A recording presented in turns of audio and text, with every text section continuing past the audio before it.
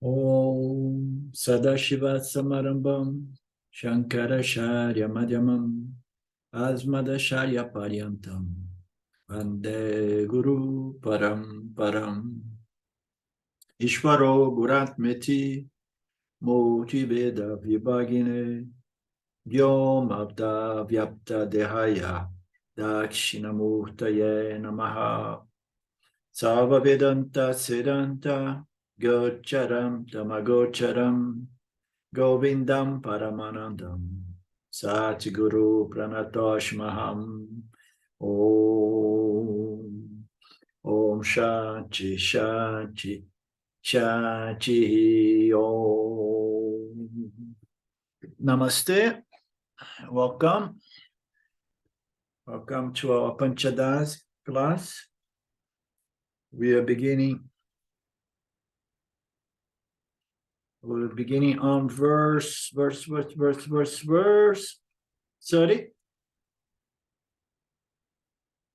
Let me tell you,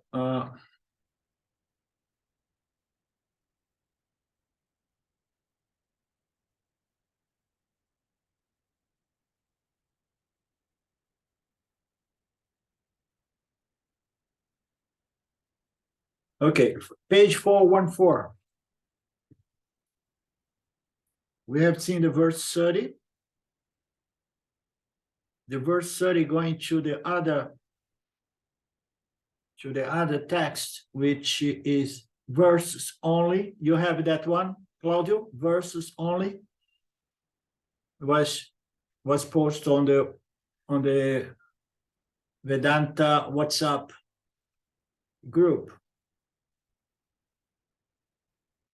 The verse 30 says the chief function of reasoning is to explain things clearly. One should employ logic following one's experience and not misuse it. Okay, here we see the verse is presenting on a certain hierarchy, the fact that logic should explain phenomena. Logic should be using it to explain phenomena, and phenomena should be based on direct experience. And we should not misuse logic with dry, useless, speculative philosophies or reasonings, So the chief function of reasoning is to explain things clearly. One should employ logic following one's direct perceptive experience and not otherwise. I mean, we know that knowledge can be gained by direct experience, perception, as we say, perception and the inference, but inference must be based on perception, on experience. And if we don't have a data based on experience, we're going to be throwing concepts without any base, and that could be called, pure logic without any foundation, you understand? Which often goes into certain philosophies or reasonings, Okay. So this is the 30, and we saw this verse last time, and then just the last paragraph, there was a little confusion because appeared one word that I couldn't find the meaning.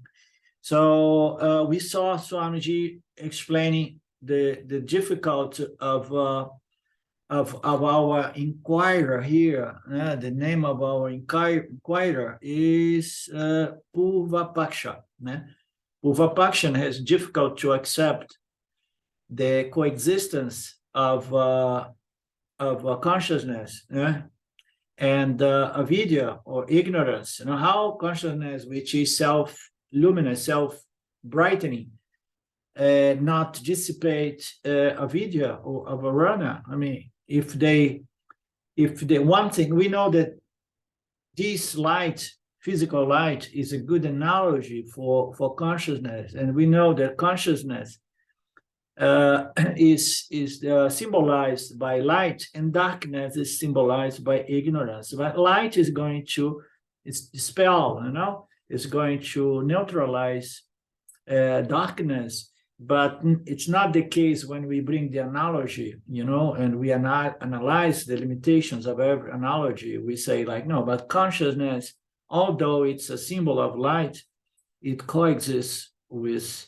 a video of ignorance. And all these verses just for us to look deeply in the way, they do coexist without any contradiction.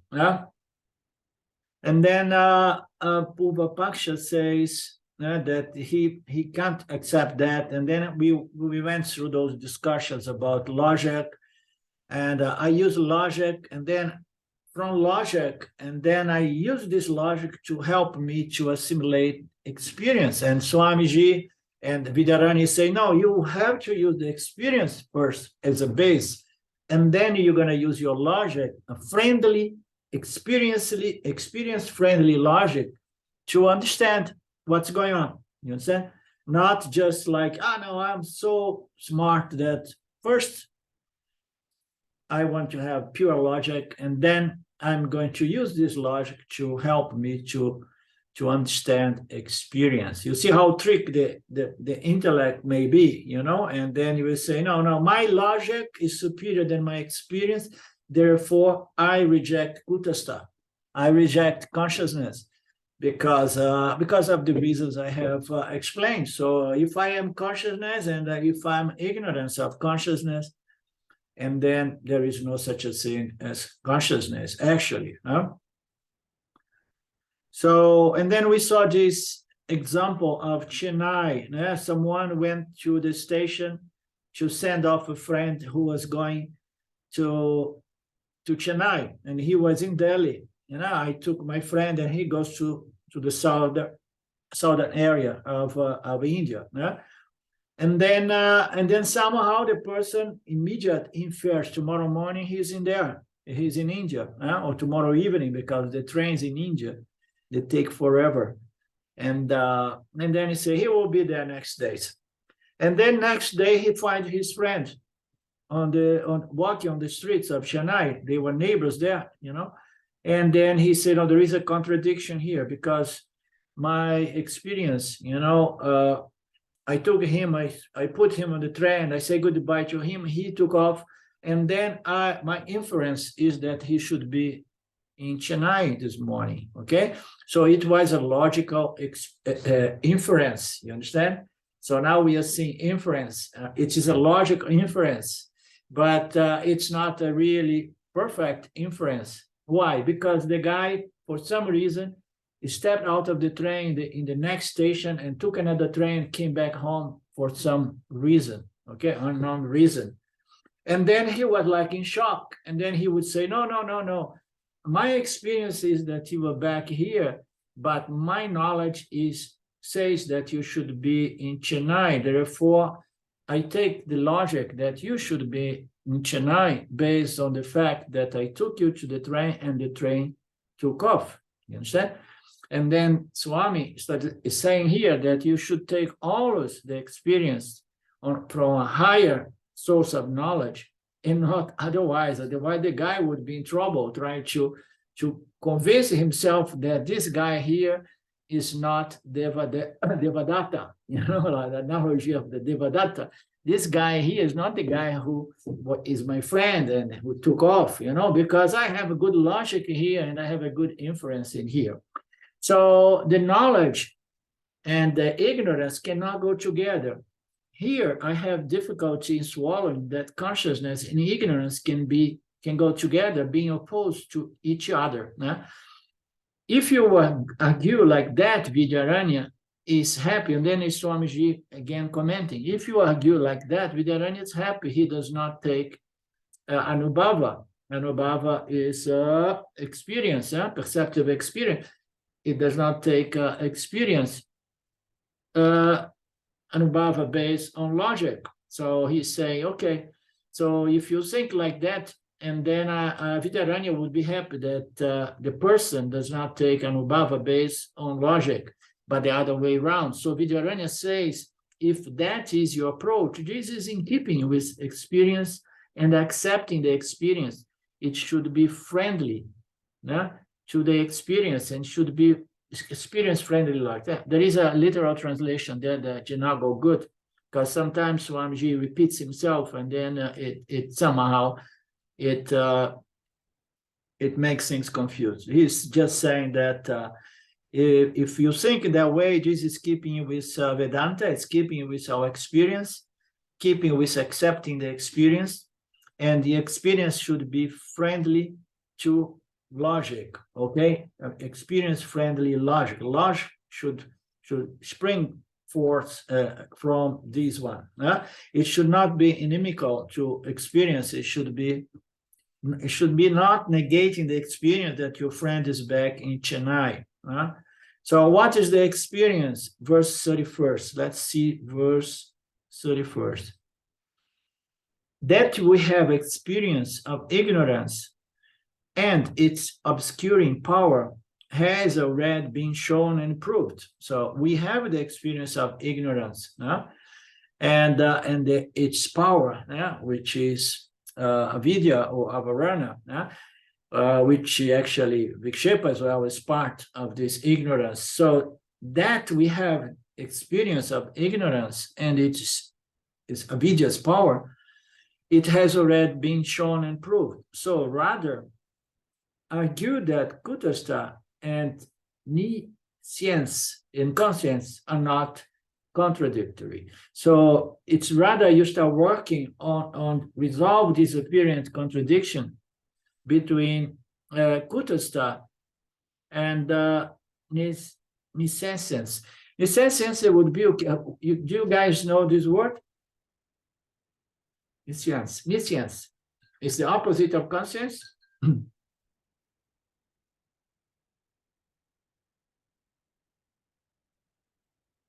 I think it's another word for ignorance. Yeah. It could be the opposite of conscience. So rather argue that Kutastha and ignorance are not contradictory. Okay.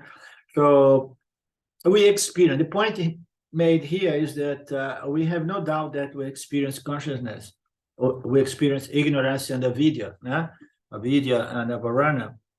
So we are not aware. But how we experience this ignorance and its obscuring power. So you need Kutastha to experience ignorance and its obscuring power. I remember James saying, like, if you are aware or if you know your ignorance and your knowledge, so you are free.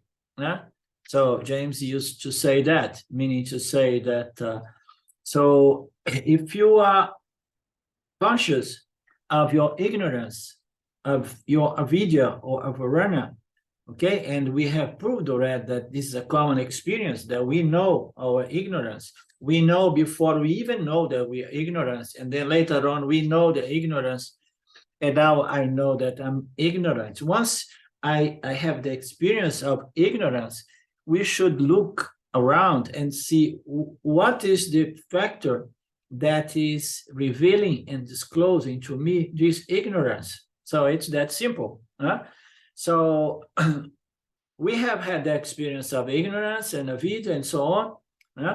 Now you need to do some work to understand in which way this consciousness that is revealing ignorance is not in contradiction with ignorance.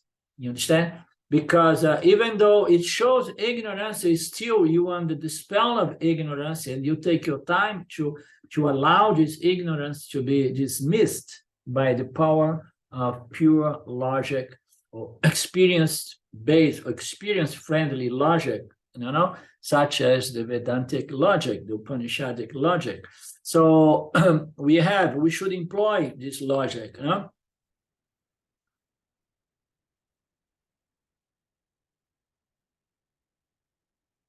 Until you understand that consciousness and avidya are not contradictory. I'm not going to keep jumping the gun here because we want to go slowly, chewing it properly, the way, the style of Swamiji's.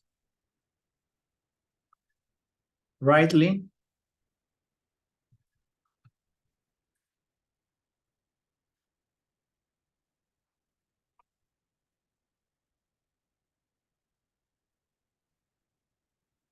What is the experience? Vidyaranya will further clarify here. The experience is coexistence of consciousness and ignorance. I'm conscious. I'm a conscious being. We have no doubt about that.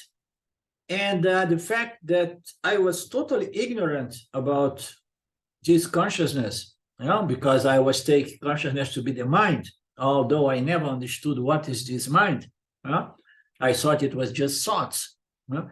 So I'm conscious being, and I have no doubt about that. And I'm aware that I don't quite understand this consciousness, and much less that I am consciousness. But I understand that there is a conscious factor here that is exposed to my ignorance in regards to the self. So this is clear.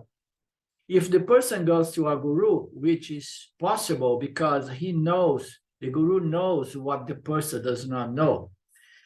A student is a student only when he is knowledgeable of his ignorance. Oh, that clarifies even more. A student is a student only once the student accepts its self-ignorance. Okay, so the most common thing is to get students. I get that in Vedanta Brazil, not much later because I don't give any energy to them. I don't even answer them, but they come, and they come with the arrogance of someone who already knows. I know the self and so on, and sometimes they want to give a lot of opinions, and then I just block them all. It's the simplest way to deal with this little problem. So a student is only a student when he's knowledgeable of his avidya, his ignorance, and the guru is a guru only when he's knowledgeable of his knowledge. How nice, huh? So what it means to be knowledgeable of this knowledge, of his self-knowledge, is to have really assimilate and internalize this aparoksha jnana. So otherwise it's just hearsay, otherwise it's just academic knowledge. So a guru is a guru only when he has been benefited by self-knowledge, not just somebody who is totally familiarized with the teachings of the Upanishads. So I have clearly shown the experience of our ignorance, our own practice, our own pratyaska anubhava is pramana. So he says that our very ordinary, common sensory experience is our pramana. It's that simple, okay? So we have clearly here shown that we have experience of ignorance, and our direct experience is our pramana here. The very same anubhava is proof for avidya, is also avarana. So our experience proves the presence of avidya and avarana. Avidya and avarana are shown to be based on anubhava. So he's establishing that experientially we can prove that there is avidya and avarana. We don't prove the existence of avidya and avarana philosophically. It's based on our experience. You understand? It's something that the scriptures say, and the guru says, and somehow we don't quite accept. We are going to deny, negate, verbally on a subtle level and verbally as well. So, but they are based on our anubhava, our direct experience. Now we need to explain and understand as to how this ignorance, this avidya, coexist together with Kutastha or consciousness. We will use an explanation not for rejecting coexistence. So Swamiji is saying, so whosoever is objecting that should not use an explanation for rejecting coexistence, but you should use your logic for accepting the coexistence. Try to understand the coexistence, not the logic to kill coexistence, you understand? To reject coexistence. You need to understand that coexistence is a fact. Yeah? It is a fact. And I don't want to jump the gun again and again, but again, how so they coexist? They coexist because I need to be conscious, a conscious being, yeah, moved by consciousness, enlivened by consciousness to know avidya and avarana. You understand? So just take your experience and see that they coexist, and use your intelligence, your intellect, to understand this coexistence. They coexist because they are not inimical in nature. So they are not inimical in nature, okay? So meaning to say, in nature, our physical light and our physical darkness, which is the absence of light, in our manifestation in mithya, they seem to be inimical, opposites in nature. How so?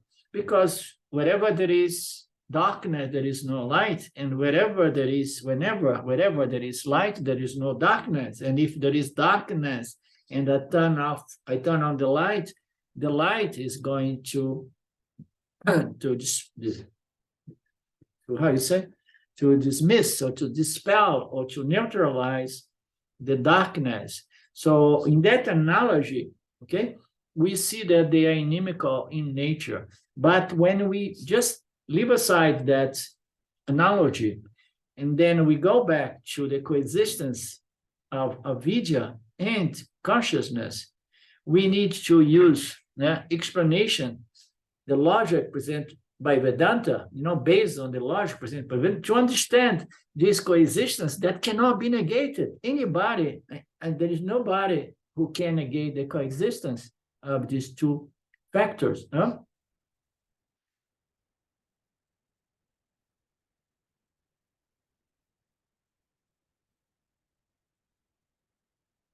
So its apparent natures are opposite to one another, okay? But they are not really inimical. They coexist because they are not inimical in nature. Bright consciousness, we know that consciousness is self-luminous, is bright, okay? It's the power that illumines and reveals the universe, the cosmos. This bright consciousness and dark ignorance. So dark ignorance, we know, is something, it's total lack of Sattvaguna. No? Sattvaguna is the best reflecting medium for consciousness. Consciousness is Chit and Sat, existence and consciousness. Once it somehow it shines in Sattvaguna, it produces a huge brightness, which is a human intellect, under the power of Sattvaguna, under the dominance of Sattvaguna. So bright consciousness in the human experience and dark ignorance and mind densely dominated by Tamoguna are not inimical to one another. They are friendly. They are not inimical because one is of the higher order of reality, and the other is of the lower order of reality. Okay? So right from the beginning, consciousness is Chit, is the Chit aspect of Brahman, is Satya. And darkness, avidya or varana, howsoever we want to refer to it, is a phenomenon that occurs within mithya by the power of Maya. So we have something that belongs to Satya and something that belongs to mithya. So how can they coexist? Okay, so there are no problems. One is real and the other is a superimposition. Okay, how can the screen at the cinema hall coexist with all those moving pictures project over it? One is real and one is just an appearance, a projection. So they coexist. And they are not in contradiction, meaning to say, if there is fire in the movie, the fire is not going to destroy the screen on which the movie was projected. Otherwise, everybody would be panicking. Oh my God, the fire from the movie, from the projector, burned the entire cinema. No, it does not. Because one is the only reality, the other is a superimposition. There is no conflict. So one is the higher order of reality, and the other is the lower. Okay, and then Vidyaranya says, next time more, and then he gives us a little summary, which is always good. He presents it now with a different language. I mean, he already touched that before, but I found it relevant. He says that from the verse 22nd, we entered into Kutastha Jiva Viveka. Now you remember the chart, the thing. So we have on one line Kutastha and the other Jiva.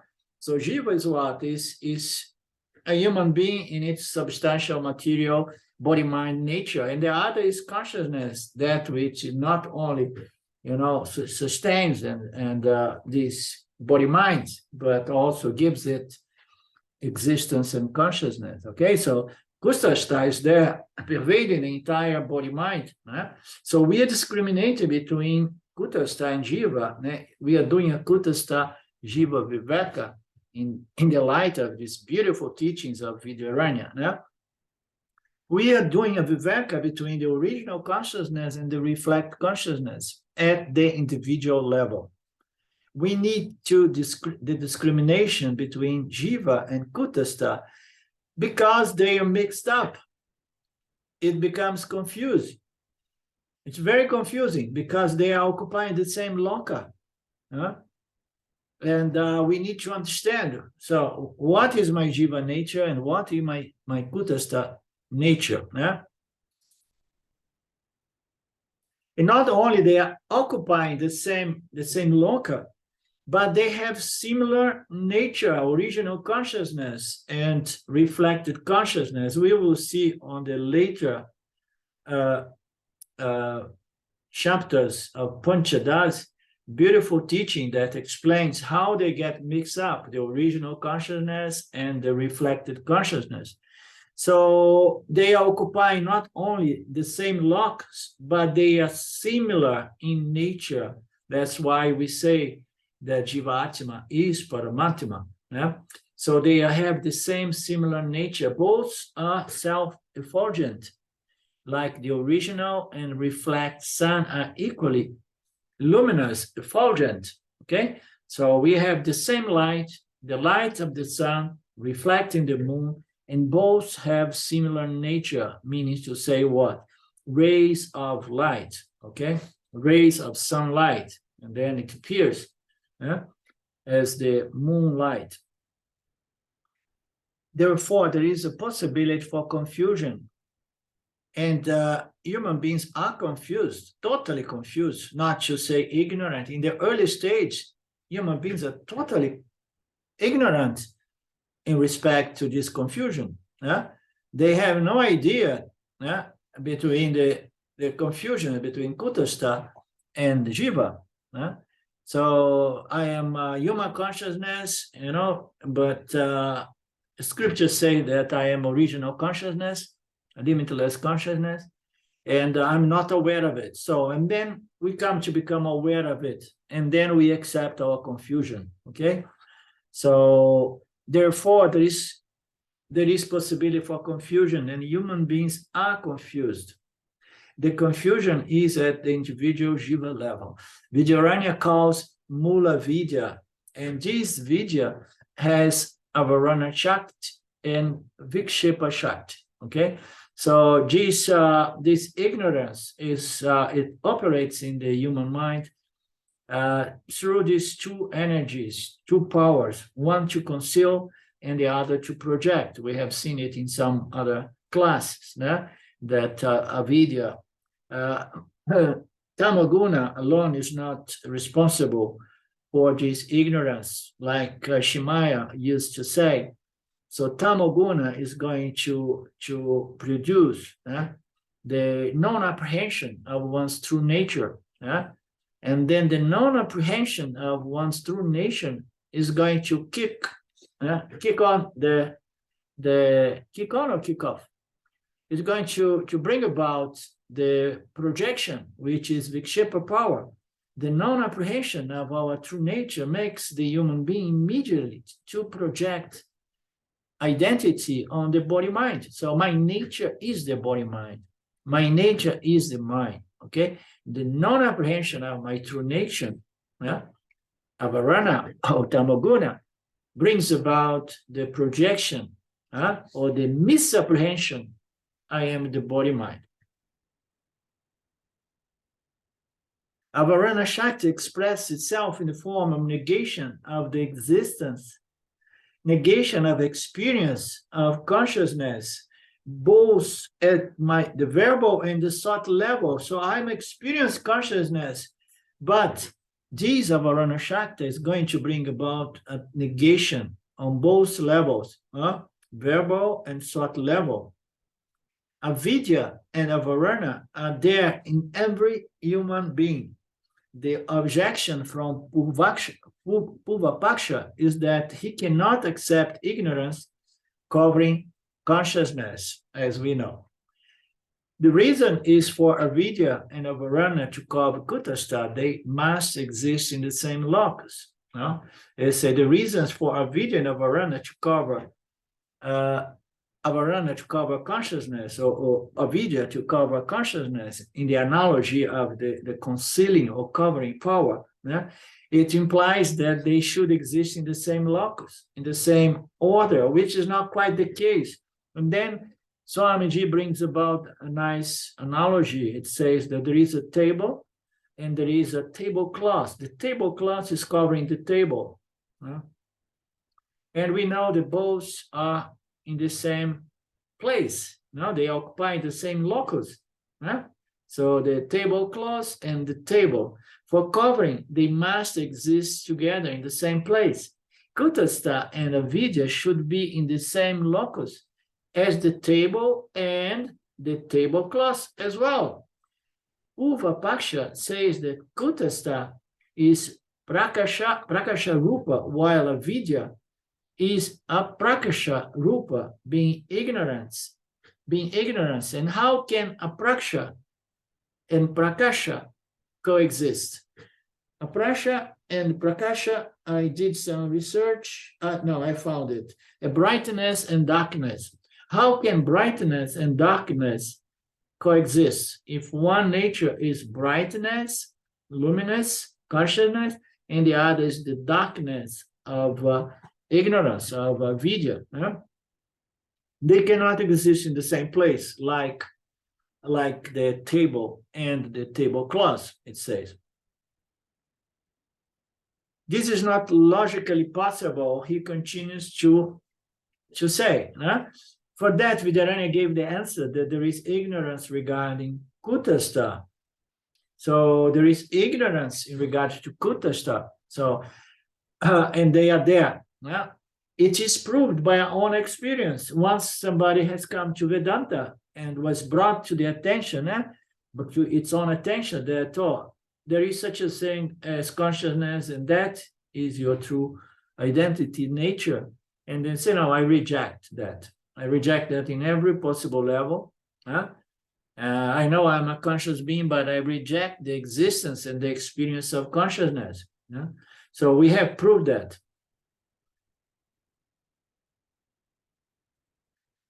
It is Pratyaska Siddha, it's a power of Maya, the covering of Kutastha. For none says that I am Kutasthatanya. So it is power. It is, he presents some different expressions. Now it's Pratyaska Siddha. It's a power that covers this Kutastha in analogy. And why it's said to be so? Because everybody, none says that I am free, limitless, self-luminous consciousness. Nobody says that. So, and then there is a certain power, Pratyeka Siddha, producing that avidya, that avarana.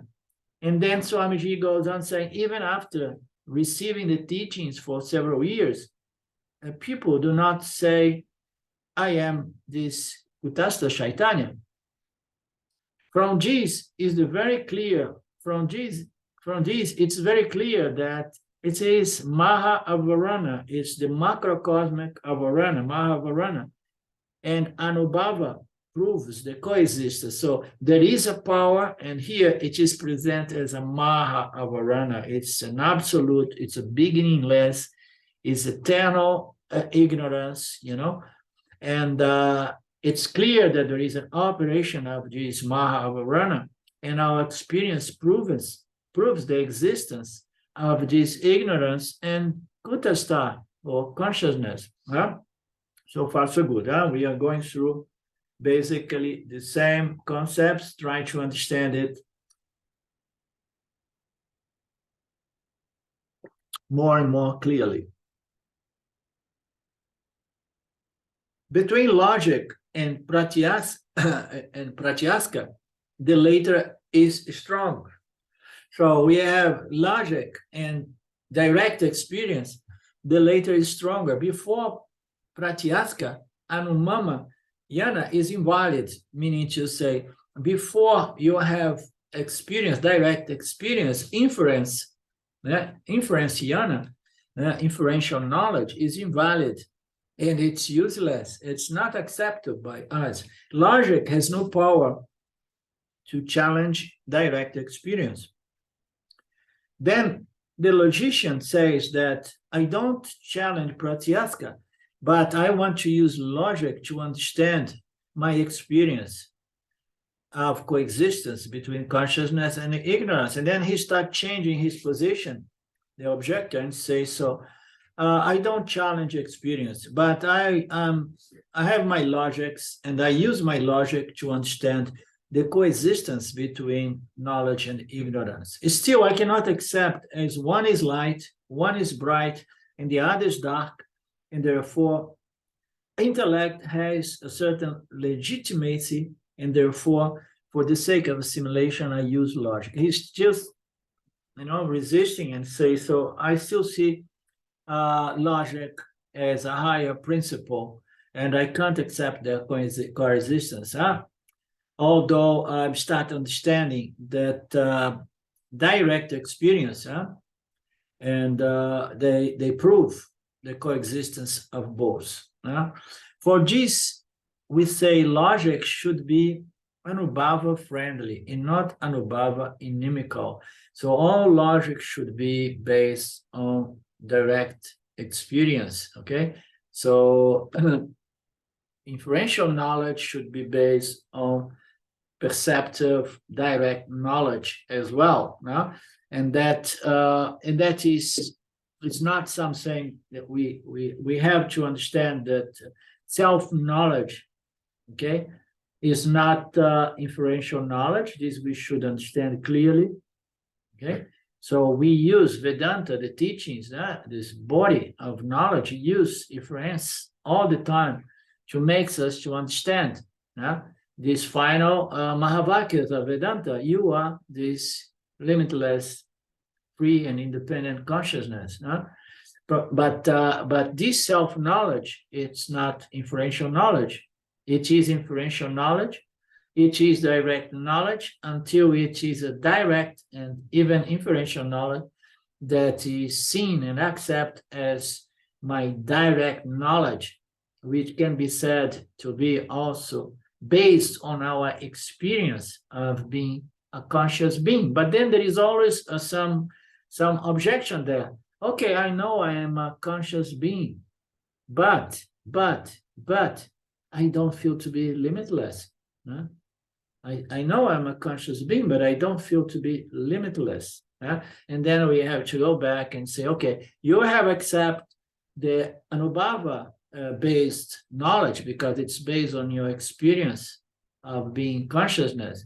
Now you have to understand what it means should be a conscious being. It means that your nature is consciousness. And if your nature is consciousness, don't think that you should be all-knowing, because you are a human being of the nature of chit, knowledge, and sat, existence.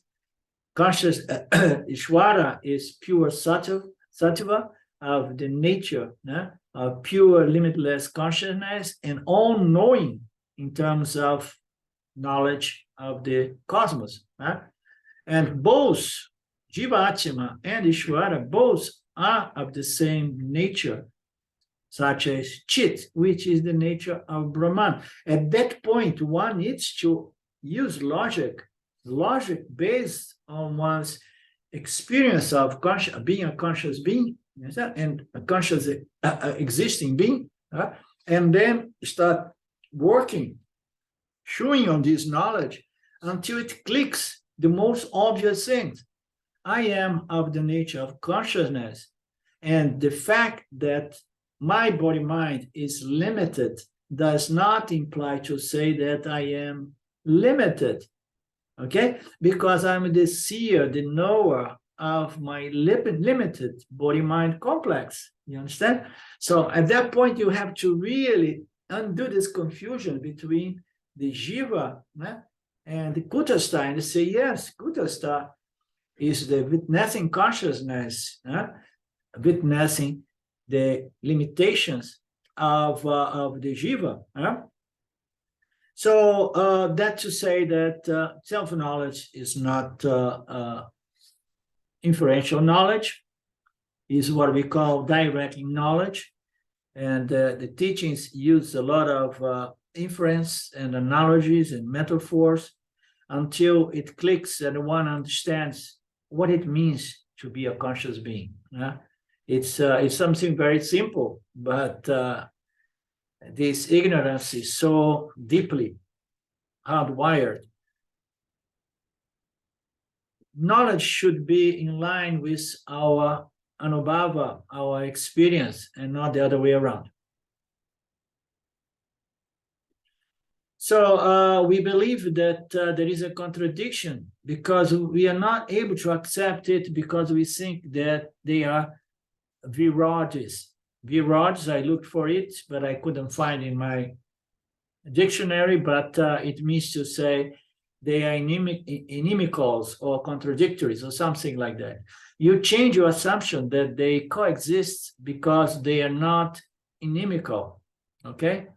They coexist because they are not inimical. Consciousness and jnana are not contradictory or virages or inimical. Now he's using another expression. Consciousness and ignorance, jnana, they are not in contradiction with one another, okay?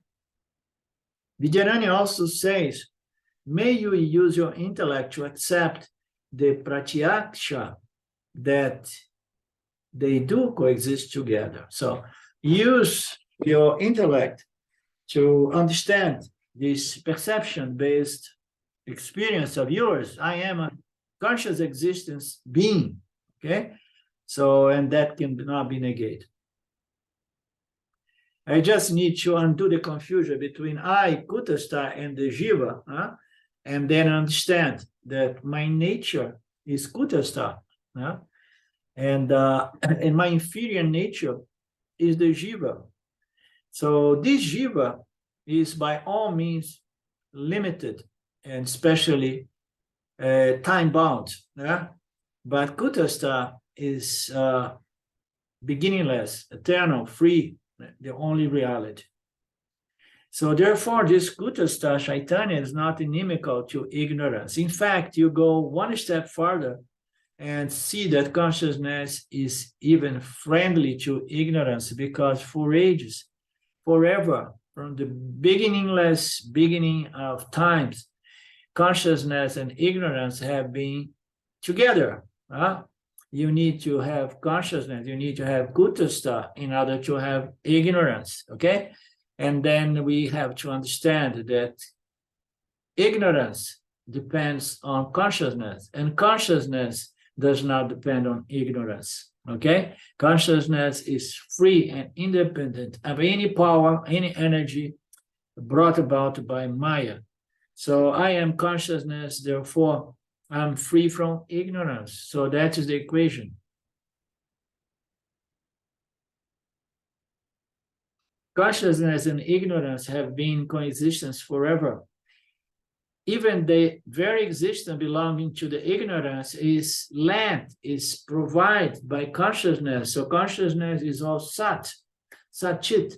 So it is consciousness, this bright consciousness, that is going to bring about the existence of this mental cognitive phenomenon called avidya or varana.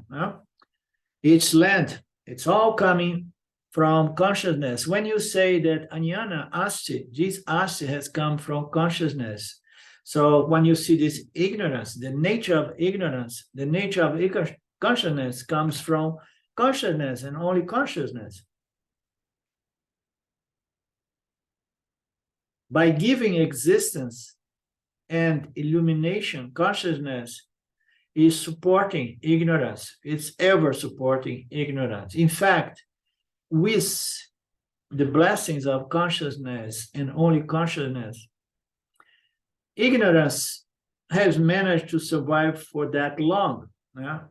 Consciousness supports Mr. Maya. Mr. Maya brings about the energies, and then it produces this ignorance, this avidya varana phenomenon in the human intellect. So this ignorance has survived due to the grace of consciousness. Therefore, consciousness and ignorance, they are friends, it says. It's not really enemies. They are very intimately friends. How do you say that bright consciousness and dark consciousness are not inimical? Normally, our experience is that where there is light, darkness is not be there. So how they are together? For this, we say that consciousness is paramartika satya, and ignorance, anyana, belongs to vyavaharika satya, even though both are beginningless, anad. They exist from the very, they don't exist from any beginning because they are anad, beginningless, okay? So wherever there is consciousness, there is potential for avarana and avidya operating the human intellect. Wherever there is consciousness, there is ignorance in potential, okay? The seeds of ignorance are there. But consciousness is paramartika satya, is a different sort of order of reality, and ignorance belongs to the manifest mithya, vyavaharika satya.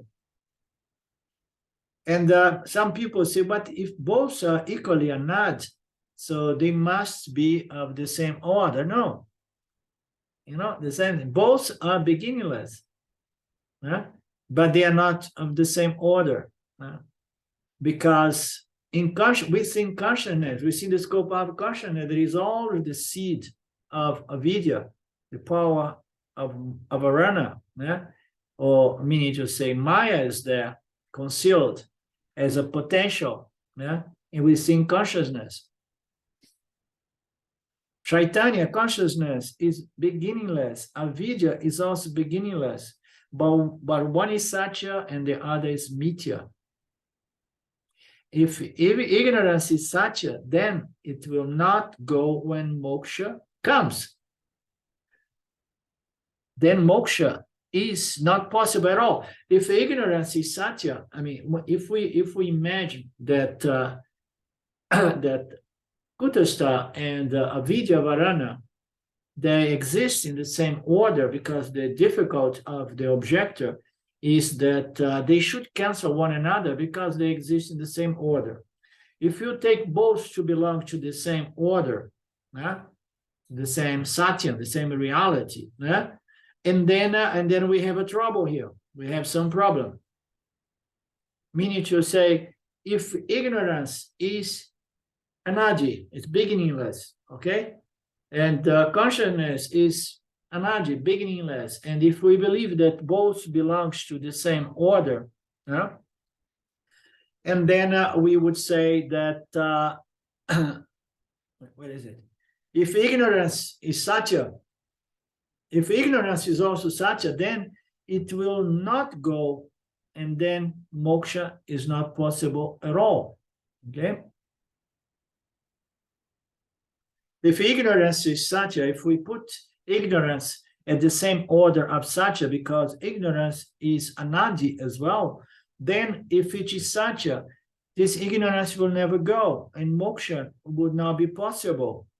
Would be just fake news, moksha, because ignorance, this avidya, is eternal, is anadi, without beginning. And then I project mithya in satya, and then I believe that there is satya and mithya, that is knowledge or consciousness and ignorance, and both are real.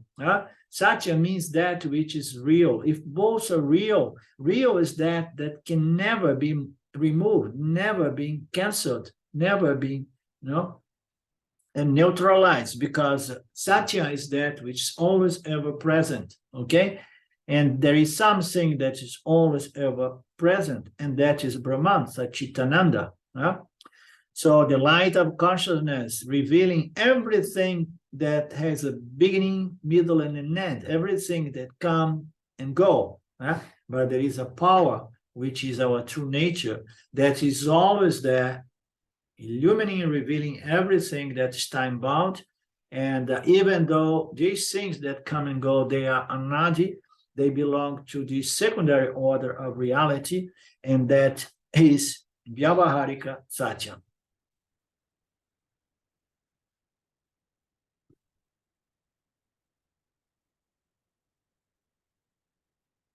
Suppose you say ignorance is Satya. The same thing. If you say that both are Satya, or if you say that both are Mithya, we are in big trouble, okay? Because you are not going to understand in which way they can coexist. You are not going to understand. Suppose you say that ignorance is Satya, because it is anadi. It will go away, means Brahman is also going to go away. You understand? If we say that avidya is real, and then you say, but avidya can be removed, okay? So if avidya is reality, and if Brahman is reality, if you remove one, you remove the other. You understand? Because Brahman is satya, is reality. And if you are putting ignorance to be also reality, okay? So you say ignorance is satya, and ignorance go away. It means to say that Brahman also will go away. What we want is that one and only one go away. The other one should be. How? As the light of the illuminator, the conscious light of the illuminator. That does not go away. That is going to dispel ignorance with the help of the teachings of Vedanta.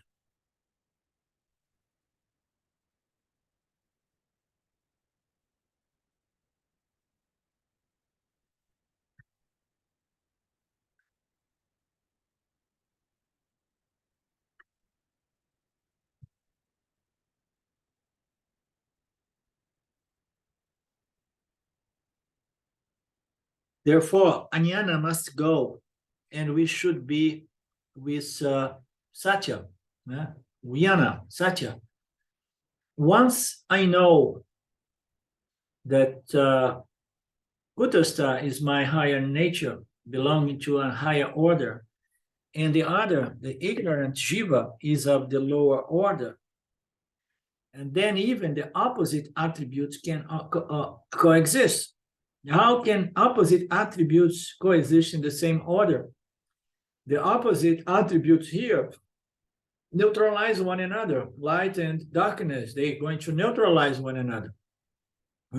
So how can they coexist? They can coexist only if one belongs to a higher order and the other to the lower order. Again, we have to understand the analogy of the dream state in which we have a bright sunshine in the middle of the night, and then we have the darkness of the room and the light of the dream. So one is Vyavaharika and the other is Pratibhasika. We are talking about two suborders of the same order called Mithya. Now within Mithya we have suborders as well. And we see the human experience. Now we have the Vyavaharika experience and the Pratibhasika interpretation of that experience. So, or the more clearly seen, this analogy, the dream state, which is again is a projection of the mind, of the vasanas. So they can coexist only because they belong to two orders of the same non-dual order. And that is something also that is very important us to understand. Two orders of the same non-dual order. Why we say that? Because we say reality is non-dual, there is only Satya. But there is another order within Satya, which is Mithya, which is just like a mirage on the desert sand. You understand? So one is real and one is not real. And then we say there is only one order, and this is Satya, Satchitananda.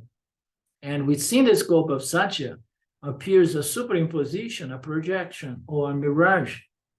So, and then we say there are two orders of the same order because there is only one reality, which is Satya. Within Satya, there is a superimposition of Namarupas, okay? The entire universe are just Namarupas, made by the great magician called Mr. Maya, projected by Maya Ishwara.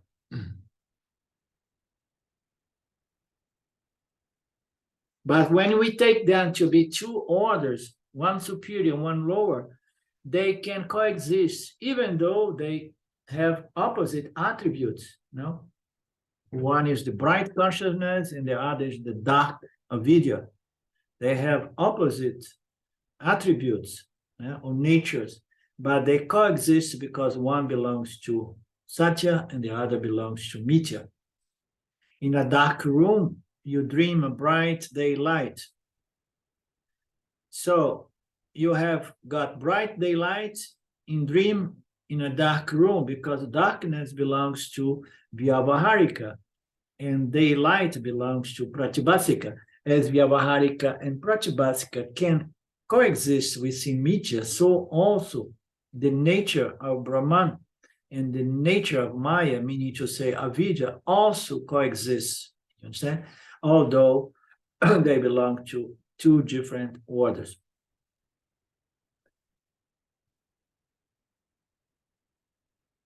Okie dokie.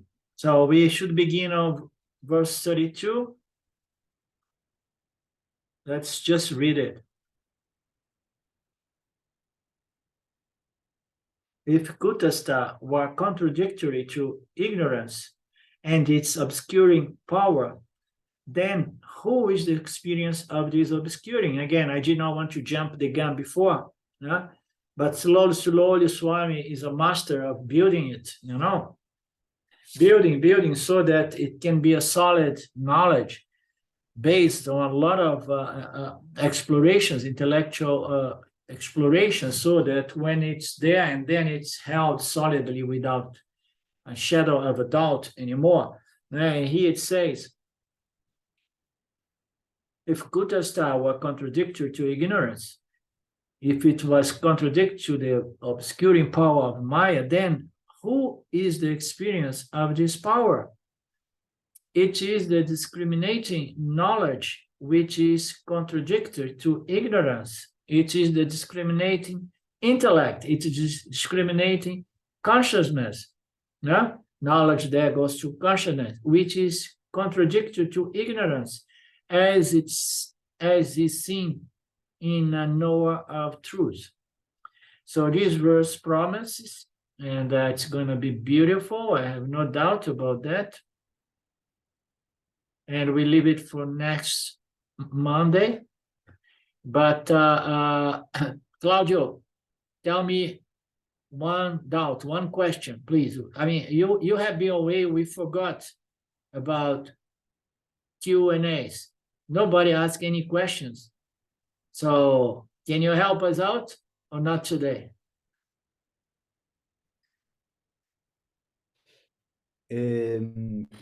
No, not today. I think it's quite clear. It's quite a subtlety. This one, I think. I also were absent, absent. So maybe I don't follow all the last verses, but I try um, to be again in the in the topic, because it seems like an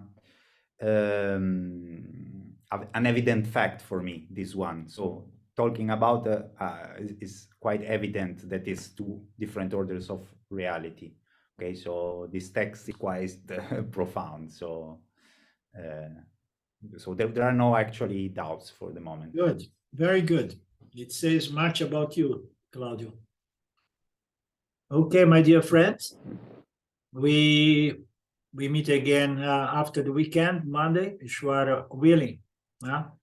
Namaste. Om Purnamada Purnamidam Purnamudachyate Purnasya Purnamadaya Purnamevavashishyate. Om Shanti Shanti Shanti. Thank you, Lord. Thank you, my friends. Namaste. See you soon. Bye-bye. Thank you. you. Thank Thanks, you. Shalinda. Bye now. Bye.